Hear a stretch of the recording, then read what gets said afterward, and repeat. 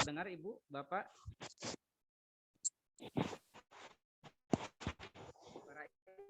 Suaranya bisa terdengar. Kecil, Pak. Buya, suaranya kecil, Buya. Kecil, Pak. Mana? Sedikit. Ini ada terus tunjukin. Ini mah kecil karena tuh. Udah diam.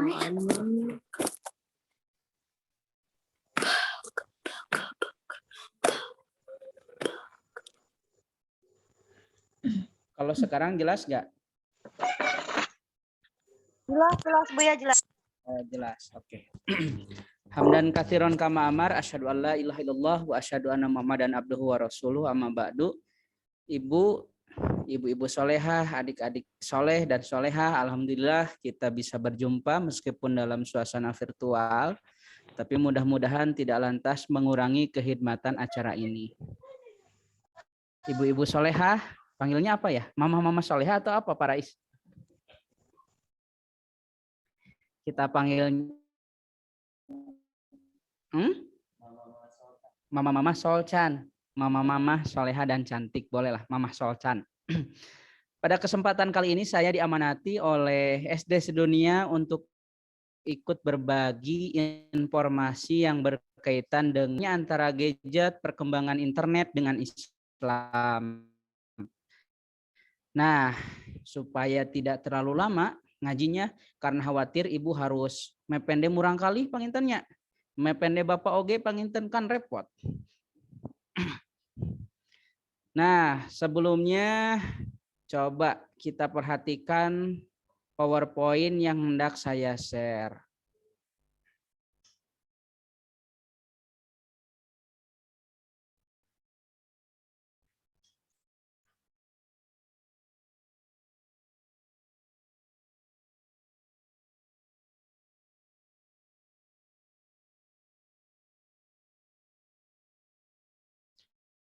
Nah, bisa terlihat, Bu? Kita kasih judul kajian ini dengan iman, internet, media menuai manfaat. Nah, tadi kalau kata Pak Rais, kita akan bahas dampak buruknya, negatifnya internet. Nah, saya pikir kita juga harus membahas baiknya juga gitu. Karena mau tidak mau internet menghadirkan kebermanfaat bagi kita semua. Namun kita juga harus waspada dengan hal-hal yang memang menghadirkan negatif khususnya bagi anak-anak kita. Nah, selanjutnya kalau kita perhatikan, Bu, menurut survei, menurut data ternyata di Indonesia itu penduduknya ada 268 juta orang. Tapi handphone yang ada di Indonesia ada kurang lebih 355 juta. Jadi lebih banyak handphone daripada penduduknya itu sendiri. Ya kalau dibagi rata-rata, kita bisa punya 1,5 handphone misalkan. Saya punya 1,5, Pak Rais punya 1,5, karena ternyata handphone jauh lebih banyak daripada penduduk Indonesia itu sendiri. Ada 150 juta yang menggunakan internet dan ada 150 juta juga yang menggunakan media sosial. Itu saking banyaknya penggunaan gadget di ruang-ruang sosial seperti yang kita jalani dalam kehidupan sehari-hari. Makanya kan saking kita nggak bisa lepasnya dari gadget, rata-rata menurut penelitian orang hanya kuat 7 menit tidak memegang gadget. Artinya 7 menit sekali rata-rata orang pegang gadget, Bu. Saking gatelnya. Ada orang yang biasanya pegang gadget, ka dapur oge asa anu tinggalin gitu tenyanda HP teh. Ka warung asa gelisah tenyanda HP. Saking begitu lekatnya gadget dengan kehidupan kita. Bahkan ada survei yang mengatakan kurang lebih 4 jam per hari untuk memegang dan mengakses gadget. Itu anak-anak ya. Nah, lalu bagaimana kiranya pandangan Islam tentang gadget? Kira-kira Islam ngebahas gak tentang HP, tentang internet dan sebagainya? Kalau hadis ataupun ayatnya secara pasti tidak ada, tapi Nabi mensyiratkan tentang bagaimana perkembangan teknologi masa depan. Nah, ada hadisnya dari Auf bin Malik. Ataitu Nabi Shallallahu Alaihi Wasallam fi Ghazah. Aku mendatangi Nabi pada perang Tabuk.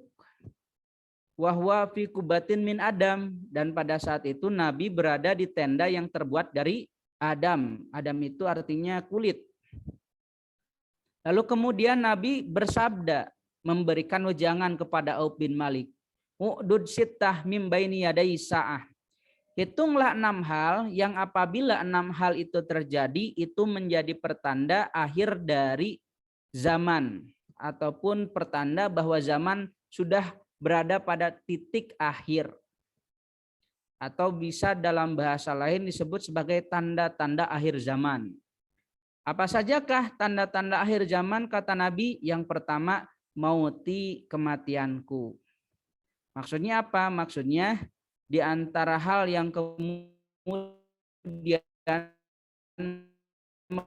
melahirkan kerusakan di muka bumi adalah ketika yang kemudian murtad karena kehilangan sosok Nabi seorang pemimpin. Nah, itulah awal mula kehancuran. Kemudian summa fatu Baitul Maqdis, merdekanya Baitul Maqdis. Di mana Baitul Maqdis? Baitul Maqdis adanya di Palestina. Nah, kata Nabi, kalau Palestina merdeka, maka kemudian itu pertanda bahwa akhir zaman telah tiba. Selanjutnya apa? Summa mutan ya'khudhu fikum kaqasil gonam. Kematian yang datang dan tiba-tiba menghampiri orang-orang seperti kambing yang tiba-tiba mati. Artinya apa? Ini artinya wabah, Ibu. Kata Nabi, di antara tanda akhir zaman adalah banyaknya wabah yang kemudian menyebabkan banyak kematian. Kan dulu ada fenomena Black Death, ya, wabah flu Spanyol yang kemudian banyak merenggut orang, banyak merenggut manusia. Ada juga sekarang wabah corona, ya, yang lebih dari 2 juta orang wafat karena wabah corona. Kata Nabi, di antara akhir zaman itu tanda-tandanya adalah maraknya wabah. Selanjutnya apa? Summa istifadatul mal hatta yu'tarajul mi'ata dinar payadullu sahiton. Banyaknya harta hingga kemudian ada orang dikasih mi'ata dinar, 100 dinar, payadullu sahiton. Kemudian orang tersebut marah. Kata Nabi, kelak ada zaman di mana orang dikasih 100 dinar, ia marah. 100 dinar itu berapa ya? Kalau sekarang hitungan dinar, ya dinar Kuwait lah contoh. Dinar Kuwait itu sekitar 45.000. 45.000 kali 100 berarti 4,5 juta. Kata Nabi, kelak ada orang yang kalau dikasih uang 4,5 juta ia marah. Coba artinya apa? Artinya inilah yang disebut dengan inflasi. Uangnya makin banyak tapi nilainya semakin sedikit. Contoh, ibu dulu waktu sekolah bekalnya berapa? Ada yang 100 perak, ada yang 200 perak, 300 perak. Itu sudah cukup untuk beli es tutup limun, apalagi kupat tahu, uang segitu, Bu. Tapi sekarang anak-anak coba dikasih uang 1.000, mau sekolah misalkan berangkat ke SD sedunia, karena kebetulan sudah tidak daring lagi, dikasih bekal cuma 1.000. Kira-kira marah enggak? Marah. Mereka bilang 1.000 mahi apa? Dikasih 5.000 juga kadang masih marah. 5.000 mah mahi naon. Padahal 5.000 zaman dahulu sudah bisa beli apa? Sudah bisa beli banyak hal gitu. Itulah kata Nabi, di antara tanda akhir zaman adalah ketika uang semakin banyak tapi nilainya sedikit. Saya dulu bekalnya cuma 300 perak waktu SD, dan itu cukup untuk beli petis, beli sirup, ya, citrun dan sebagainya. Tapi sekarang kan anak dikasih segitu, wah pasti marah. Mau beli apaan segini, permen juga 1.300 gitu ya. Nah, itulah tanda bahwa akhir zaman itu telah tiba sebetulnya. banyaknya harta, banyaknya uang, tapi tidak berbanding lurus dengan nilainya. Nah, selanjutnya apa? Summa fitnatun la yabqa baitun minal arabi illa dakhalathu.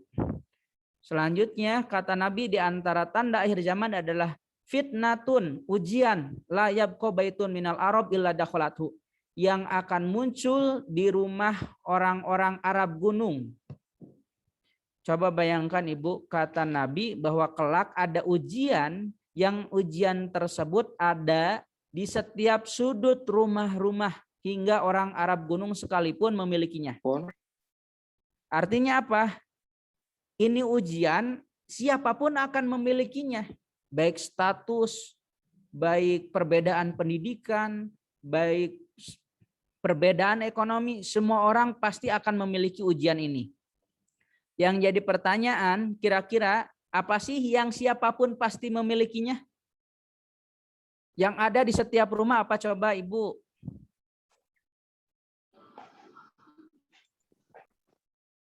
Kira-kira apa coba?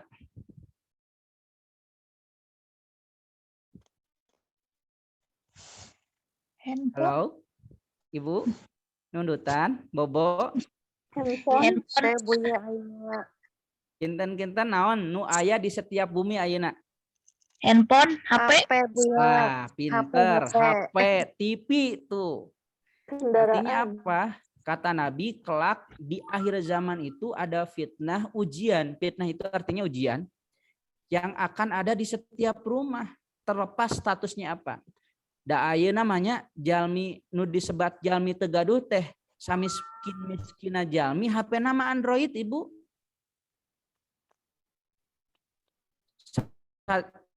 Satu temampu na jalmi ayeuna mah TV nama berwarna gitu. Saking naon? Saking ujian itu akan hadir di setiap sudut-sudut rumah.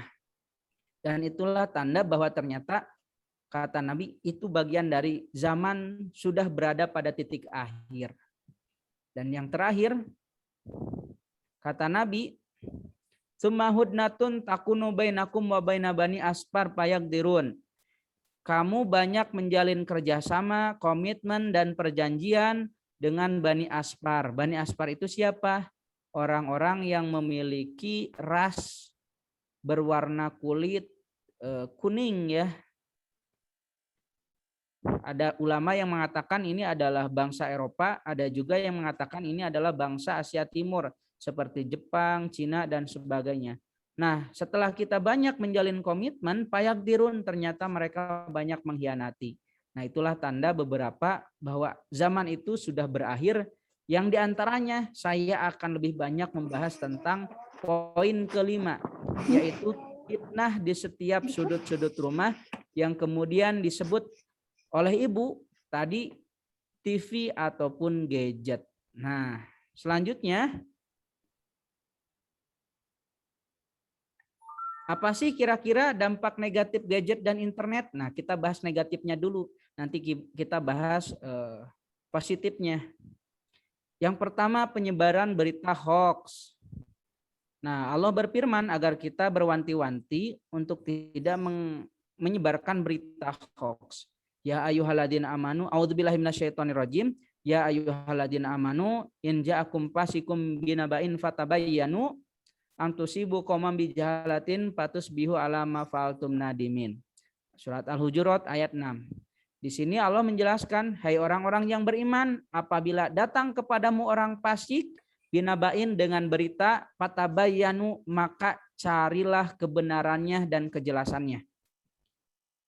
Ayat ini berkenaan dengan terjadinya penyebaran berita hoax pada zaman Nabi hingga kemudian hampir saja mengakibatkan para sahabat dengan sahabat yang lain saling bunuh-membunuh, saling memerangi. Itulah bahayanya hoax. Makanya Ibu kalau dapat berita di WA jangan langsung percaya. Baca dulu, lihat tanggalnya dan siapa yang mengeluarkan berita tersebut. Jangan sampai Ibu heboh duluan. Dibaca belum tapi tiba-tiba pengen langsung nge-share ke orang lain padahal isinya belum tentu benar. Contoh, telah terjadi pembunuhan di Ciguruwik, korban 15 orang. Pas dilihat ternyata beritanya benar, ada pembunuhan 15 orang. Tapi ternyata pas dicek lebih dalam, itu terjadi pada tahun 90. Betul sih betul, tapi ternyata berita itu disebarkan pada tahun 90. Nah, makanya kalau kita baca berita di internet, baca judulnya, baca isinya, kemudian lihat tanggalnya dan siapa yang membuat berita tersebut. Sehingga kita akan meminimalisir terjadinya penyebaran berita yang tidak benar. Sebab bahaya dan akan menjadi dosa kalau ternyata kita ikut dengan sadar dan sengaja menyebarkan berita hoax. Yang selanjutnya ada krisis identitas. Di antara dampak negatif internet dan gadget adalah kehilangan identitas. Nah, di sini dijelaskan, la taqumu sa'ah hatta ta'khudhu ummati bi ahdil qurun qablaha sibron bisibrin wa dira'an bi dira'in. La taqumu sa'ah, tidak akan terjadi hari kiamat hatta ta'khudhu ummati, sehingga umatku bi ahdil qurun, mengambil ataupun menjadikan umat-umat qablaha sebelumnya sebagai rujukan, sibron bisibrin wa dira'an bidira'in, sejengkal dan sejengkal, sehasta dan sehasta dan sebagainya. Maksudnya, siapakah yang dimaksud kaum-kaum sebelumnya adalah bangsa-bangsa Rum dan Romawi ataupun dan Persia. Kata Nabi, kelak di antara tanda akhir zaman adalah orang, khususnya umat Islam, akan kehilangan identitas. Ngakunya Islam tapi gaya hidup orang lain gitu. Gaya hidup seperti orang Eropa, orang Barat. Padahal kata Nabi, dia adalah umatku. Dan di antara penyebabnya adalah munculnya teknologi, Ibu. Dengan adanya internet, anak-anak kita, bahkan kita sekalipun, bisa menikmati sajian yang diedarkan, yang diupload oleh negara ataupun orang-orang di luar sana gitu. Hari ini mereka upload video, maka pada saat yang sama bisa kita nikmati. Artinya apa? Jarak, ruang, dan waktu itu bisa dihilangkan dengan adanya internet. Zaman dulu, ibu misalkan ngirim surat ke bapak, lagi apa beb? Sudah makan belum? Ibu ngirim surat kasih bapak, yang kebetulan bapaknya ada di Kalimantan. Nanya udah makan atau belumnya, sekarang tiba-tiba dibalasnya 1 bulan kemudian. Atuh udah kemana mahnya?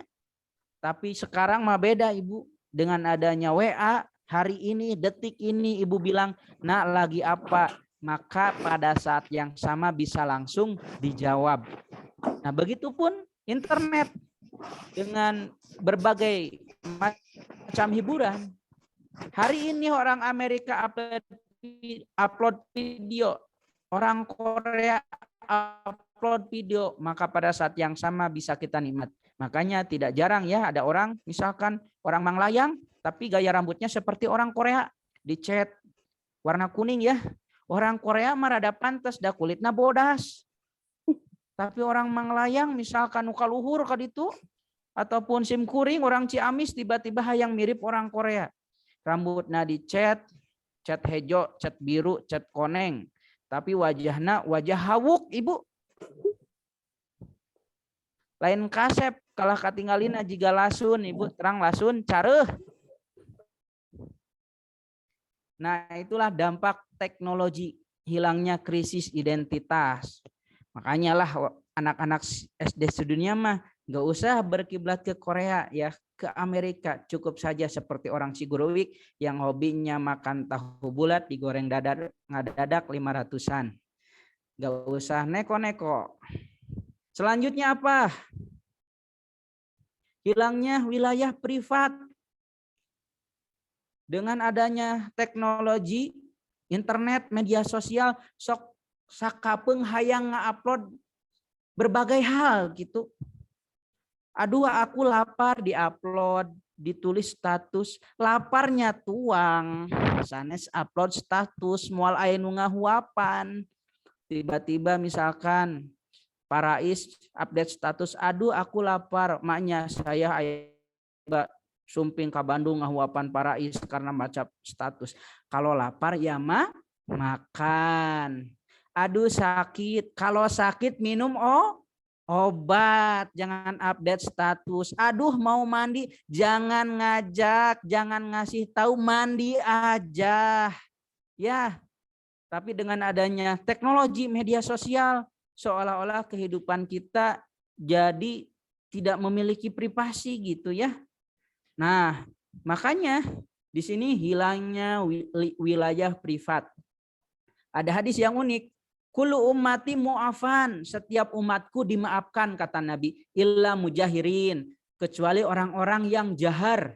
Orang-orang yang terang benderang melakukan perbuatan maksiat. Ataupun orang yang bangga. Yang kemudian banyak menceritakan perbuatan maksiatnya. Kan sekarang mah kayak gitu ya Bu ya. Pengen jadi artis. Bikin sensasi. Kemudian aib sendiri diumbar. Tiba-tiba viral, jadilah artis dadakan. Kata Nabi, semua umatku itu diampuni dosanya. Ilal mujahirin, kecuali orang yang pede dengan dosanya yang kemudian mempublikasikan perbuatan dosanya. Nah, itulah dengan adanya teknologi, kita kehilangan wilayah privat. Segala sok hayang di bejaan kabatur gening. Nah, selanjutnya, melahirkan masyarakat konsumtif. Konsumtif itu boros.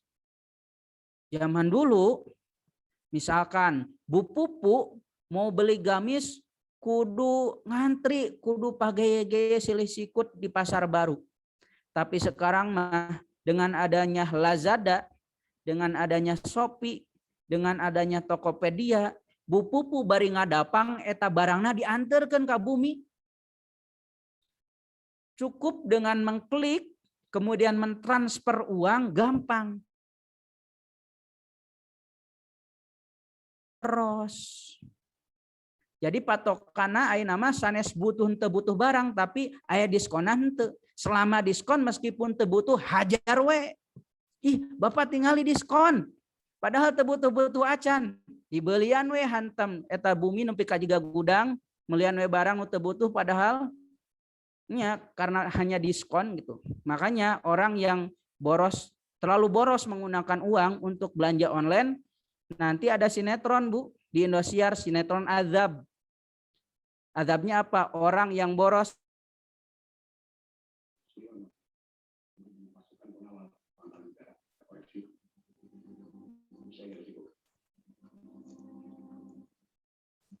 kemudahan-kemudahan tersebut, jangan sampai kemudian kita mudah hal-hal yang sebetulnya kita tidak perlukan. Nah, selanjutnya, karena pengajian nggak boleh terlalu lama, Ibu. Khawatir Ibu kram. Ini sih penting ya, berapa sih durasi anak bermain gadget?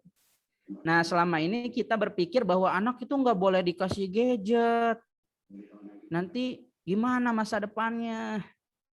Gadget itu merusak. Kalau saya pribadi tidak berpikir seperti itu, Ibu. Karena gadget sudah bagian dari kenyataan hidup masyarakat sekarang, anak tidak bisa dijauhkan. Tapi bisa kita kontrol dan bisa kita atur. Di rumah Ibu melarang begitu ya ke anak, jangan main gadget jangan. Begitu main ke saudaranya, main gadget lagi. Artinya kita nggak bisa benar-benar membatasi anak dari gadget. Karena sudah jadi dunianya gitu. Yang bisa kita lakukan adalah mengatur dan mengontrol mereka. Zoom dulu. Nah, menurut penelitian, anak usia di bawah 2 tahun diakses pada gadget. Anak di bawah 2 tahun nih. Jika benar-benar diperlukan, anak usia di atas 1,5 tahun dapat mengakses gadget dengan didampingi orang tua tidak lebih dari misalkan anak kecil mah kalau begitu perlu ting karena gadget hanya diperbolehkan 1 jam per hari. Itu pun usia 2 tahun ya Bu ya. Nah, kalau dibiasakan kan bahaya kalau bayi dikasih gadget. Nanti begitu borojol melahirkan bukan pengen nyusu, tapi pengen kuota. Bahaya kan? Begitu borojol, mama kuota. Bahaya. sayang kuota ngajak selfie ka bidan, repot. Nah, selanjutnya anak usia 2-5 tahun disarankan mengakses gadget hanya 1 jam per hari. Itu pun sebaiknya program yang berkualitas. Nah, ini kalau 2-5 tahun menurut pakar pendidikan dan psikologi pendidikan boleh hanya 1 jam per hari. Itu pun program yang berkualitas. Jangan sampai diculkan. Jangan sampai anak melihat sesuatu hal yang memang nggak perlu ia lihat. Dan yang terakhir, anak usia 6 tahun ke atas boleh bermain gadget. Bermain ya. Tapi dengan waktu yang sudah disepakati bersama orang tua, misalnya hanya pada akhir pekan atau maksimal 2 jam per hari. Jadi pada intinya anak itu boleh bermain gadget, Ibu. Tapi dengan dibatasi secara ketat. Nah, kalau sekarang kan kebetulan sekolahnya juga pakai gadget. Bayangin kalau anak dijauhin karena dari gadget, sekolahnya aja pakai gadget. Nah, kita nggak boleh antipati, karena itu sudah bagian dari dunia masyarakat sekarang. Dan termasuk anak-anak kita yang bagian dari hidup di zaman sekarang. Selanjutnya,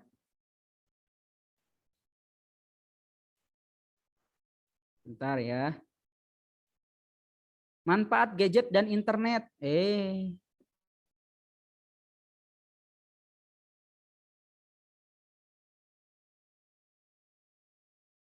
Nah, manfaat gadget akan rangsangan atau stimulus dalam proses belajar.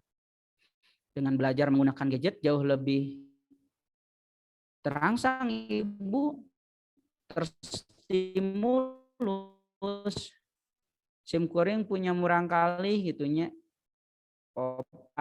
Opatuk mengaksesnya banyak menonton tontonan yang menggunakan bahasa Inggris. Ternyata sekarang sudah bisa bahasa Inggris meskipun beberapa kosakata ya, misalkan help me, apa di mana budak perasaan Bapak nama tarang ngajarkeun gitu. Oh, ternyata dari tontonan itu diantara stimulus yang kemudian bermanfaat bagi anak. Meningkatkan kreativitas dan daya analitis. Tuh, dengan bermain gadget, menggunakan gadget bisa menambahkan kreativitas ya. Selanjutnya, mata anak yang terpapar teknologi memiliki tingkat koordinasi lebih baik. Asalkan tong lami teuing, Ibu, upami lami teuing mah tuh anakna jadi karunya, jadi pusing. Dengan durasi yang proporsional, ternyata anak matanya akan jauh lebih bagus gitu. Memiliki tingkat koordinasi lebih baik, bisa membedakan warna, degradasinya dan sebagainya. Mengembangkan wawasan baru dan motivasi belajar. Nah, kan banyak hal yang tak bisa kita nikmati dan tak bisa kita berikan di sekolah ya Ibu, karena memang terbatas. Tapi dengan adanya internet, anak bisa jauh lebih menguasai beberapa wawasan yang tidak bisa disampaikan. Misalkan di sekolah hanya memberikan wawasan bahwa di luar sana ada negara yang disebut negara Zimbabwe, tapi guru nggak bisa Bayangkan kalau Pak Rais tiba-tiba saking kreatifnya memberikan wawasan tentang negara Zimbabwe, eta digambar negara Zimbabwe dina bor. Tentu nggak mungkin. Tapi dengan adanya internet, anak bisa langsung menyaksikan, oh ini yang dimaksud negara ini, oh ini dan sebagainya. Jadi intinya ada manfaatnya. Nah, menyiapkan generasi menguasai teknologi. Nah, ini ada perkataan Ibnu Qayyim ya. La takrihu auladakum ala atharikum fa innahum mahlukun li zamanin ghairi zamanikum. Janganlah kalian memaksa anak-anak kalian mengikuti cara hidup kalian karena mereka diciptakan di zaman yang bukan zaman kalian gitu. Artinya anak kita harus bagaimana diproyeksikan dan disiapkan agar mampu hidup di zaman yang bukan zaman kita. Jadi jangan sampai kita membandingkan kehidupan kita dengan kehidupan anak kita. Ya pasti beda lah. Mama mah baheula ripuh. Manya mana ayeuna senang. Banyak itunya kan nggak bisa kayak gitu ya. Dulu mah ibu cenah belajar nggak kayak gini. Buktinya ibu pintar dan sebagainya. Enggak. Dunianya berbeda. Kata Ibnu Qayyim, jangan paksakan anakmu mengikuti jejak kehidupanmu gitu. Karena iya selanjutnya. Nah, wah ada video ya. Nah ini ada sedikit video Bentar ya Bu ya.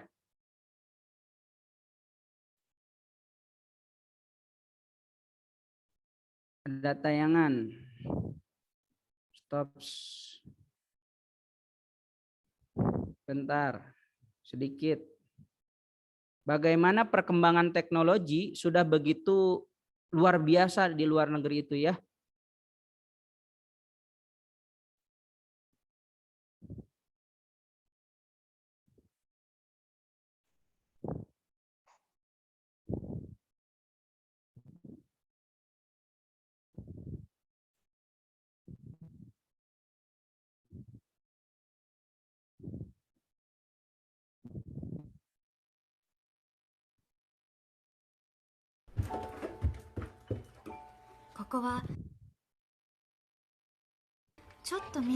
Nah, ini saya tinggal di kota kecil di Jepang. Tuh, begitu bangun tidur langsung ayah paket Ibu dikirim drone.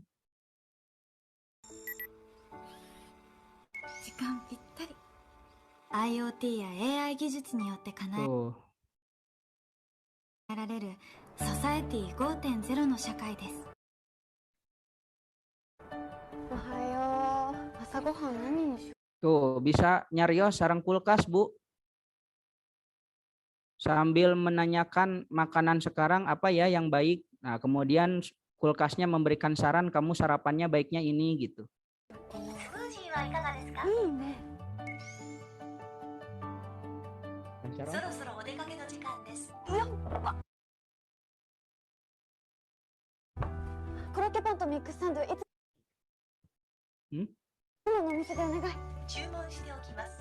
Tuh, bisa ngobrol sarang speaker Bu, ka speaker tepang mesen roti, tapi speaker teh dipesankeun ke roti. Nah, Ibu bade ka dokter, dah sumping ke klinik, biasa langsung telemedicine melalui video call.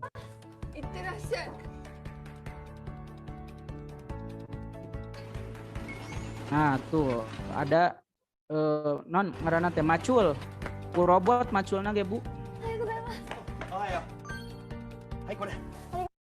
Tuh belanja tinggal di scan deh hungkul langsung kabayar.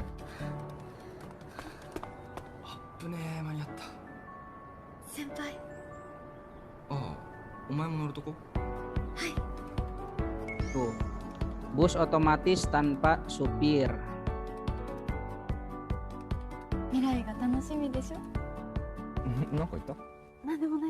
Nah, tadi dalam tampilan video itu di Jepang ya Bu. Jadi baru bangun sudah ada drone yang mengirim paket. Jadi nanti Mamah Gibran begitu bangun yang datang bukan kurir tapi drone. Assalamualaikum. Saha drone bade naon ngintun ranginang misalkan. Itu bahwa gambaran bahwa teknologi itu sudah sampai sedemikian rupa gitu. Nah, selanjutnya